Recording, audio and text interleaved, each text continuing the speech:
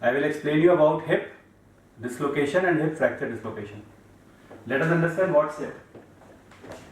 If you look at the hip joint, this is the head of femur, this is the acetabulum, and along the intertrochanteric line the capsule inserts. The main articulating surface is between the head and the acetabulum. The loss of articulation between the two surfaces is labeled as dislocation, written in short as dislocation or as dislocation. If there is a fracture of the head or the acetabulum, it is labeled as fracture dislocation. Now, there are two types of dislocations and two types of fracture dislocations. The two types of dislocations are anterior, when the head of the femur comes out anteriorly in the femoral area. When you have anterior dislocation, you have favor. Favor means in the limb you will have flexion, abduction, external. That is flexion, abduction, external. It is the position in which you will have lengthening. This is the only variety in dislocation or anterior dislocation where you have lengthening. All other varieties you have shortening. So in a question, if they give you a patient has trauma, pain in the hip, deformity of the hip, and there is lengthening, then you will label it as anterior dislocation without further discussing anything. But if they mention about shortening, you will have to look at other things like if you have posterior dislocation. In case of posterior dislocation, the head of the femur will go posteriorly and will be in the gluteal area. The head of the femur in a MCQ, in a multiple choice question, is also explained like the part that moves with the movement of the shaft. The movement of the shaft is transmitted to the head, and that is the head of the femur. So when you have posterior dislocation, then you have flexion, adduction, internal rotation.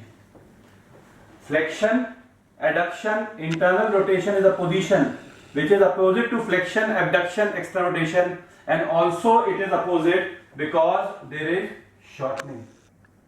So in other words, if you have an X-ray given to you, and if in the X-ray they show that there is a dislocation, means the acetabulum is empty, and you don't see any fracture, it means it's only a dislocation. So either it is anterior or posterior.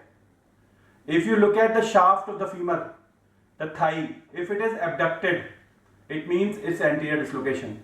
If it is adducted, it means it's posterior dislocation. So in short, hip dislocations, pure dislocations, are identified by thigh. If the thigh is abducted, abducted, it is anterior, and if the thigh is adducted, it is posterior. Anterior will have lengthening, posterior will have shortening. Now we discuss about fracture dislocation. Fracture dislocation can occur in two directions. One, the head breaks the acetabulum and goes in. When it goes in, it is called as central dislocation. Now central dislocation is a misnomer. In real terms, it should be called as fracture dislocation. But in old times, it was named as dislocation, so it is continuous as central dislocation. Central dislocation is basically now classified with fractures of acetabulum. But anyways, in your MCQs, if they give you a patient has got pain in the hip area after trauma, there is shortening, because I have told you except for anterior, everything else will have shortening. So if they say there is shortening, there is atypical presentation. Atypical means there is no favor, there is no further. Faber means anterior, Fadir means posterior. They are married to each other. Anterior is Faber, Faber is anterior. After trauma, posterior is Fadir, Fadir is posterior. This cannot change. It has to be absolutely same. But if there is something else like flexion, abduction, internal rotation, flexion, adduction, external rotation or something else, any combination which is not Faber, Fadir, it is a fracture dislocation. So you will have shortening with atypical presentation, and most importantly, remember this statement forever. In orthopedics, when you have a central dislocation, the head of femur will not be palpable anteriorly, will not be palpable posteriorly, it will go inside the pelvis. So it will be felt on per rectal examination. This happens to be one of the only rare indications of doing a per rectal examination in orthopedics. And now we come to the last. It fractures and goes posteriorly, called as posterior fracture dislocation.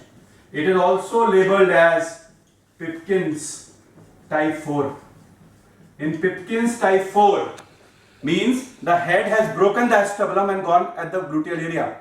There will be fragments of the head, there will be fragments of the acetabulum. When you rotate the thigh, there will be some loose fragments which will move inside, but a bulk which is intact femoral head will be felt in the gluteal area. So you will have a gluteal mass because it has gone posteriorly. You will have a shortening. Why? Because it has gone posteriorly. Anyways, except anterior, everywhere will be shortening. Plus, you have an atypical presentation. So coming to the question that was asked in All India 2012. The question was a 33-year-old male complains of pain in the right hip after trauma. The patient has got flexion and external rotation. Since the patient has got external rotation, posterior dislocation is out because posterior will have internal rotation. Patient has got shortening. Since patient has got shortening, anterior will be out. Patient has got movement of the head of the femur in the gluteal area, means on the movement of the shaft, there is some mass that moves in the gluteal area. That is the head of femur. Since you have movement in the gluteal area, central is out. So in that question, which is one of the most difficult questions ever asked in Indian entrance exam, the answer is Pipkin's type 4. This is AI 2012, the toughest paper ever made in the history of this country. All the best and thank you very much.